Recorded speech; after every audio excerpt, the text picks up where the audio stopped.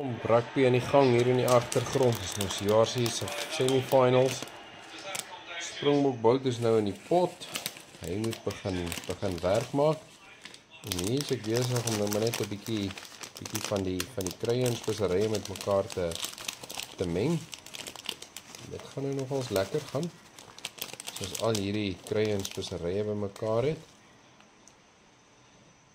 En hier is in my kosie wat ek terug gekoop het, waar ek al my speserye het. Ek het hom mooi gewas, kry terug. Hier is nou so 'n bietjie koriander. Dania, soos wat mense ook praat. So ek is nogals lief vir die kruie en speserye. Hier so is timie, dan sommer so 'n bietjie roosmarinblare.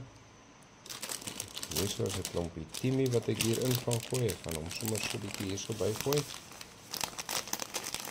Ek het nou nie regtig ratios en teelepeltjies en allerlei goeders wat ek gebruik nie.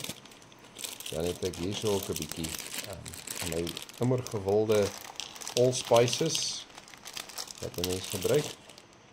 Dit is 'n nuwe ontdekking van my, of vir my ten minste. Hier is 'n klompie bay leaves.